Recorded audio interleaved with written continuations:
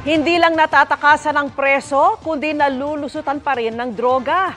Yan po ang pag-amin ng Bureau of Corrections kaugnay ng seguridad sa Bilibid.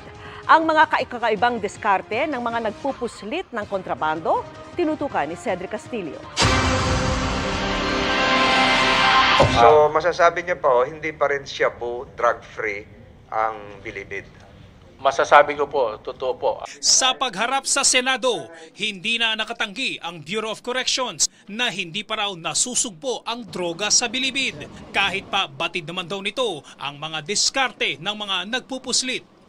Yung condom, pag paumanhin na po, nilalagay po doon lang shabu. Tapos ilalagay po sa puwerta ng mga babae. Hindi naman po namin pwedeng kapkapan yung mga babae. Makakasuhan naman po kami ng human rights. Pati raw pag-aalaga ng kalapati sa Bilibid, cover up di umano sa pagpupuslit ng droga. Yung mga bata o mga bisita nila may dalang itlog, i-incubate doon. So after so many years, so many months, mapipisa. Tapos palalakihin, tuturuan yung mga kalapati maglipad-lipad doon sa paikot. Pagdating naman ng mga bisita nila, ibibigay yung kalapati. Tapos matututo na yung kalapati bumalik doon sa kanilang mga pugad. Sa kabila nito, inilista ng Bucor ang dami na raw ng kontrabandong nakumpiska nila at ang mga paghihigpit sa Bilibid.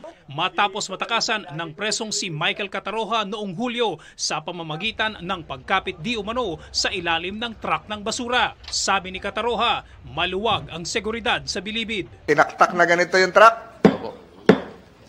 May narinig ka? Meron po. Sumilip sa ilalim? Opo. Nakita mo? Opo, may umano po sa ilalim. Nakita ka rin? Hindi po. At base naman sa unedited CCTV footage, walang gumamit na salamin ang mga duty guards during that time. Kasi sinilip lang nila ganyan. pinag-aaralan na raw ng Bucor ang posibleng pagsasampa ng administrative at criminal complaints laban sa mga tauhan nito bunsod ng insidente. Batid daw ng Bucor na may mga butas sa security protocol nito. At batid naman daw ng presong si Cataroha na posibleng madagdagan pa ang panahon na gugugulin niya sa Bilibid. Para sa GMA Integrated News, Cedric Castillo, nakatutok, 24 oras.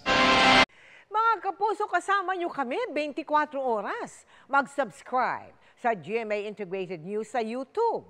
Sa mga kapuso abroad, bisitahin ang GMA Pinoy TV at www.gmanews.tv.